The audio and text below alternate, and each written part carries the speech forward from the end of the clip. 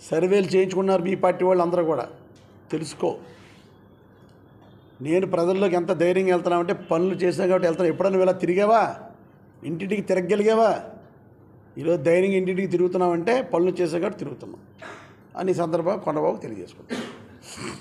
Municipality system ఏంటో అసలు తెలుసా? చంద్రబాబు నాయుడు వచ్చినప్పుడు నేను తరలించామంటున్నారు. చంద్రబాబు నాయుడు వచ్చినప్పుడు జన్మభూమి వారోత్సవాలను జరిగి తెలుసా మీకు? చిన్నపిల్లలు అంటారు అప్పుడు మీరు ఎక్కడితో ఉంటారు నాకు ఉద్దేశం. జన్మభూమి వారోత్సవాలను జరిగినప్పుడు చిన్న చిన్న పిల్లల్ని, స్కూల్ పిల్లల్ని ఎండలో పెట్టి మానవహారాలు తయారు చేయించేవాడు చంద్రబాబు నాయుడు. కళ్ళు తిరిగి పడిపోయిన పిల్లలు కూడా ఉన్నారు ఆ రోజు. మేమేదో నేను స్కూల్కి సెలవు ఇచ్చాం అని నిన్నేదో విమర్శించాడు. అవసరం అయితే తీసుకుంటాం, సెలవిస్తాం. ఆ సెలవుని ఆదివారం పెట్టి కంటిన్యూ చేసుకుంటారు. స్కూల్ వాళ్ళు ఏమి కోర్సు ఏమి నష్టపోరు పిల్లలేమి. మేము చంద్రబాబు నాయుడులాగా జన్మభూమి హారాలు పెట్టి, మానవ హారాలు పెట్టి ఎండల్లో పిల్లలు మేము బాధ పెట్టలేదు, చేయలేదు సార్. పెన్షన్లకి ఇంటికి పంపిస్తున్నాం ముసలి వాళ్ళకి.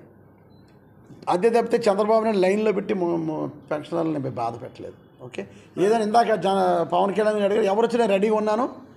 సో నేను ఒకటే చెప్తున్నా, కాకినాడ పట్టణంలో గాజు గ్లాస్ ఉంటుందని నేను భావిస్తున్నాను.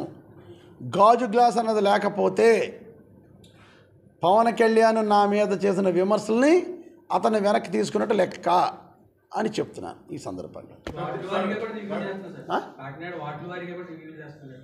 ఎన్ని చేసుకున్నా ఓడిస్తాను, ఎవరు వచ్చినా ఓడిస్తాం, అందులో డౌట్ లేదు.